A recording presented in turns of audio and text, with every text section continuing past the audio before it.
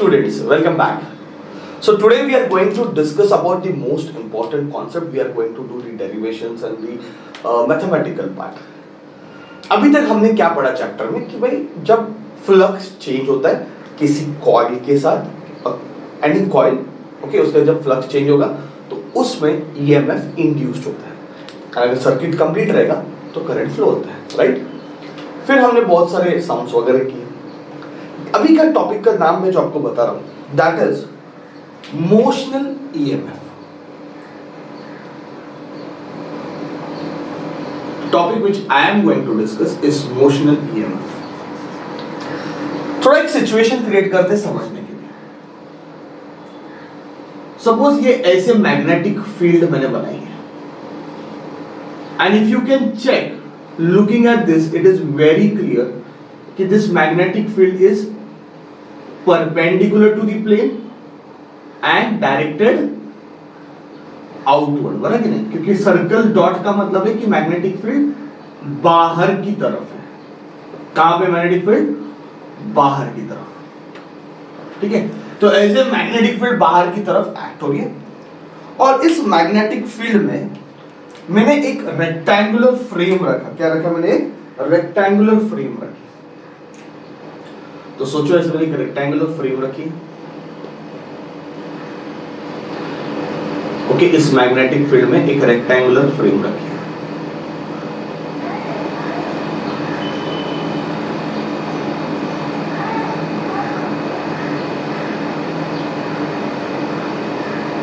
Okay, so this is rectangular frame जो मैंने ये मैग्नेटिक फील्ड में रखी है। अभी तो फ्रेम ओपन है बच्चों, पर मैं इसको क्लोज करूंगा एक स्लाइडिंग वायर से और एक स्लाइडिंग कंडक्टर से, कुछ भी बोल सकते हो। तो मैंने इसको ऐसे क्लोज कर दिया। Now you can see this is something a slider.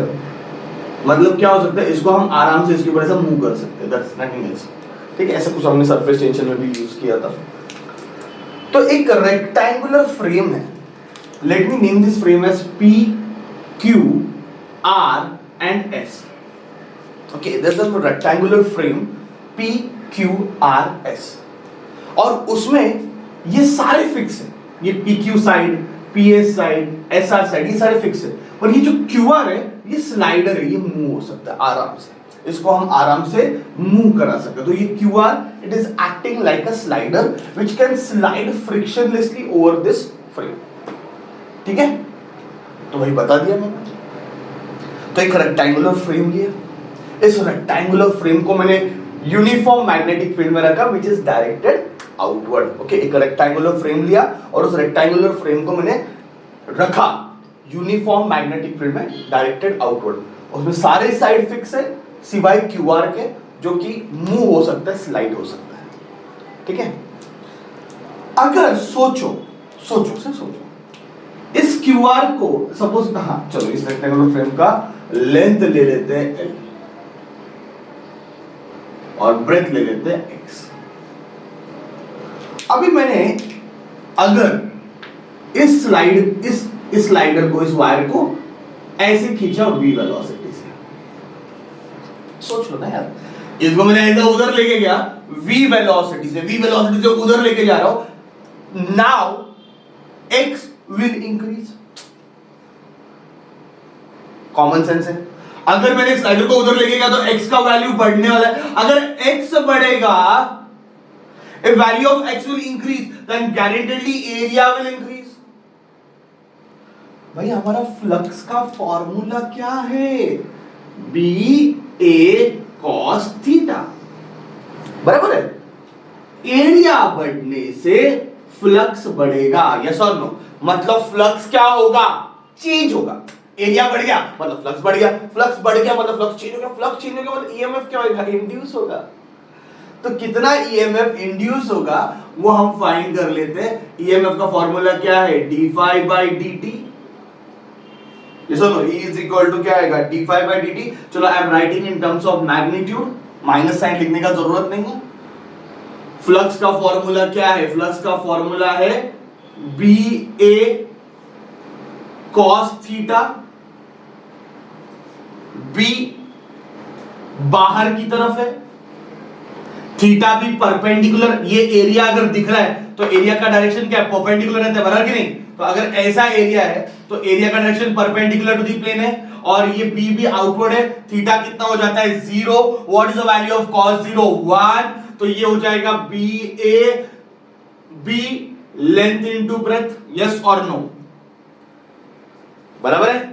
तो फ्लक्स का फॉर्मूला क्या बचा, बी ए cos थीटा, और फ्लक्स का फॉर्मूला क्या है, B A cos theta, theta क्या है, theta is angle between B and A, कितना एंगल है 0, तो b इंटू ए, एरिया का फॉर्मूला क्या है, लेंथ इंटू ब्रेथ, lx डाल दिया, चलो वैल्यू सब्स्टिट्यूट करो, तो what is magnitude of E phi, इसको d by dt of blx लिख सकते हैं, phi के बदले, phi क्या है, blx है ना, वैल्यू सब्स्टिट्यूट कर दिया, भाई b कांस्टेंट है, l कांस्टेंट है, x चेंज होता है with respect to time, x is changing with respect to time, and rate of change of displacement को हम क्या बोल देंगे, velocity, क्या बोल देंगे, velocity, ठीक है? तो यहां पे जैसे ही रॉड मूव हुआ, जैसे ये रॉड बोलो, कंडक्टर बोलो, वायर बोलो, जैसे ये मूव विद वेलोसिटी v, इसके एंड में ईएमएफ इंड्यूस्ड हो गया, फॉर्मूला क्या, उसकी वैल्यू BLV है, क्या है उसकी वैल्यू, BLV, ओके? बहुत इजी वे में हमने कंसीडर किया। और ये ईएमएफ क्यों इंड्यूस हुआ है, क्योंकि फ्लक्स चेंज हुआ है। फ्लक्स क्यों चेंज हुआ है, क्योंकि एरिया चेंज हो रहा है। तो एरिया चेंज होता है, जैसे वायर, ये स्लाइडर है, जैसे स्लाइडर को मैंने मूव किया, एरिया चेंज हो गया, एरिया चेंज हो गया तो फ्लक्स चेंज हो गया, फ्लक्स चेंज हो गया तो ईएमएफ इंड्यूस्ड हुआ। कितना ईएमएफ इंड्यूस्ड हुआ, BLV, मैंने इसको नाम दिया इक्वेशन नंबर 1, ओके? अभी सोचो इस चार्ज पे इधर इधर इधर करंट फ्लो है, अभी सर्किट तो पूरा है ना, सर्किट तो कंप्लीट है, इट्स अ कंप्लीट सर्किट, तो ईएमएफ इंड्यूस होगा तो करंट फ्लो होने वाला है, हां है ना, गारंटेडली करंट फ्लो होगा, करंट तो फ्लो होने ही वाला है, करंट फ्लो होगा, करंट फ्लो होगा मतलब चार्जेस मूव होंगे, करंट फ्लो होगा मतलब चार्जेस मूव हो रहे हैं, ओके? तो इस वायर क्यूआर पे करंट बहुत छोटा फ्लो होगा, भले इसका ईएमएफ इंड्यूस हो रहा है पर कुछ अच्छा खासा रेजिस्टेंस रहेगा तो छोटे चार्ज, करंट कम रहेगा, चार्जेस फ्लो रहेगी। सपोज क्यू चार्जेस फ्लो हो रहे हैं, ये एल लेंथ पे, कितने चार्जेस फ्लो हो रहे हैं, क्यू चार्जेस फ्लो हो रहे हैं एल लेंथ पे, okay? Let Q be the charge moving over length L, okay? इस लेंथ एल पे चार्ज कितना मूव हो रहा है, क्यू। बच्चों एकदम सिंपल सा बात बताता हूं। सो बच्चों एक सिंपल सा बात मैं आपको बताता हूं कि ये चार्ज यहां पे ऐसे मूव हो रहा है, बराबर है? चार्ज मैग्नेटिक फील्ड में मूव हो रहा है, तो चार्ज के ऊपर फोर्स लगेगा, बराबर है? No doubt. ये कंडक्टर है, इसमें से करंट जा रहा है, तो करंट कैरिंग कंडक्टर पे भी क्या लगेगा, फोर्स लगेगा। जिस कंडक्टर पे करंट जाता है उस पे फोर्स लगता है, या फिर जो चार्ज पे फोर्स लग रहा है उसका formula F vector is equal to Q V vector cross B vector. ये हमने मैग्नेटिक इफेक्ट में देखा कि कोई भी मैग्नेटिक फील्ड में अगर चार्ज मूव हो रहा है, क्योंकि इसमें से करंट फ्लो हो रहा है, करंट फ्लो हो रहा है मतलब चार्ज मूव हो रहा है, तो कोई भी मैग्नेटिक फील्ड में अगर चार्ज मूव हो रहा है, in any magnetic field if charge is moving then it experiences a force, formula Q V vector cross B vector, बराबर है?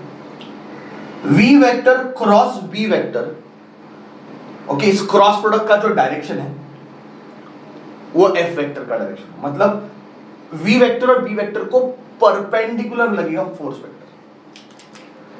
फोर्स का डायरेक्शन क्या रहेगा, V वेक्टर और B वेक्टर के परपेंडिकुलर में लगेगा, क्योंकि तीनों परपेंडिकुलर, मतलब ये जिस प्लेन में रहेंगे उसको परपेंडिकुलर फोर्स लगेगा। तो अगर आप चेक करोगे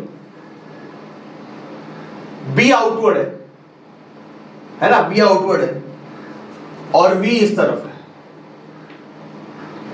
बराबर है? B आउटवर्ड है, V इस तरफ है, तो इसको परपेंडिकुलर फोर्स लगेगा। तो इसको परपेंडिकुलर फोर्स कैसे लगेगा, आइदर ऐसे लगेगा या फिर ऐसे लगेगा। तो फोर्स ऐसे रहेगा नीचे की तरफ या फिर ऊपर की तरफ, मतलब फोर्स जो लगेगा it will be along QR, force will be along QR, ये फोर्स का डायरेक्शन रहेगा। अग्री?